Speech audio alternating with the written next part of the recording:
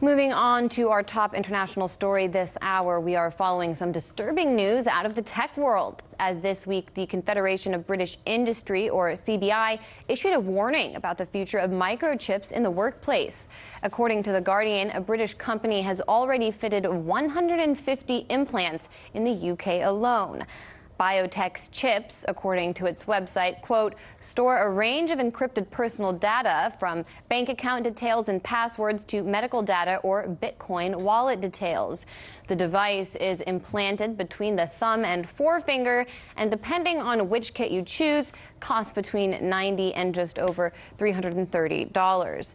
The CBI, which represents 140 trade associations and 190,000 businesses, told The Guardian, quote, while technology is changing the way we work, this makes for distinctly uncomfortable reading. Firms should be concentrating on rather more immediate priorities and focusing on engaging their employees. The organization is concerned that employers could eventually force workers to be chipped, the way you may chip your pets, for example. The Secretary General of the Trade Union Congress in the UK added, quote, microchipping would give bosses even more power and control over their workers. There are obvious risks involved, and employers must not brush them aside or pressure staff into being chipped. Now, you might be thinking such concerns sound hyperbolic, but you would actually be sadly mistaken. Believe it or not, companies have already started microchipping employees. For example, a cafeteria kiosk producer in River Falls, Wisconsin, chipped employees last year. There are governments that run central banks that they were one of the first ones to call us to say, we've got to control our employees, and we need to have certain access levels, and we can't have that compromise, and they saw that as a solution. They need that. They need those controls. Joining us now with the future of microchipping in question is former UK Member of Parliament George Galloway. All right, George, how difficult is it really to remember banking information? I mean, do you think average people really want these chips? Well, I'm sure not. I mean, beasts are branded and slaves are enchained. This is, I suppose, the next stage. The wage slave will be microchipped.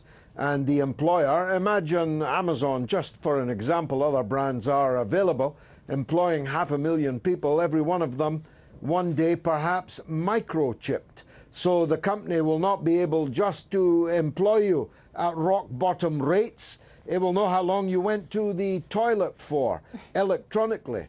I might even know what you did there.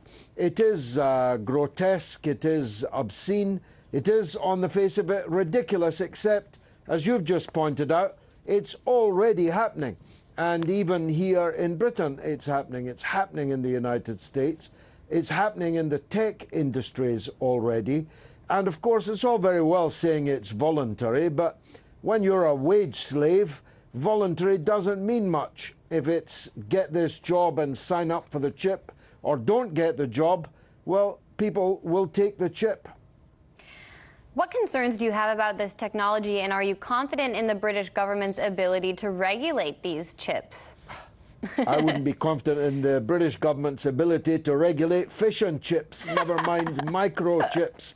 And indeed, the British government might be gone by the end of the week. No, I am not at all confident. But it is come to something when the CBI, which is the employers, the bosses' organisation, are expressing their anxiety and unease about this move.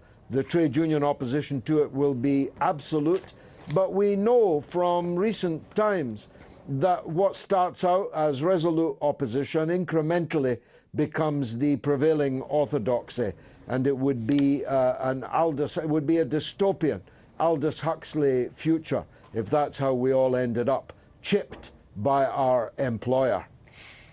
I want to ask you one more question unrelated to this issue, though, because we did just get breaking news that a Brexit draft has been reached between British and EU negotiators. What are you hearing in London, and what are your initial thoughts on this development? Well, the Cabinet are being brought in one by one to the Prime Minister's office to go through this text, which seems to suggest that she's not confident of facing them as a collective. And we must assume if the text is as disappointing as many think it will be, from either side of the argument, that there will be ministerial resignations as a result.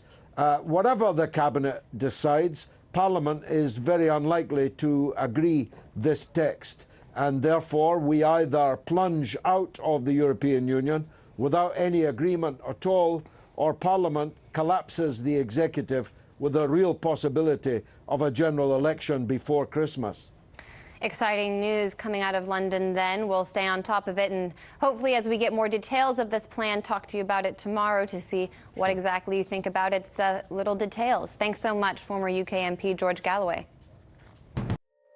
Hey YouTube, thanks for checking out our channel. We hope you enjoyed the video. We have tons of content for you just like this. For more of RT America's one-of-a-kind news and analysis, be sure to subscribe and never stop questioning more.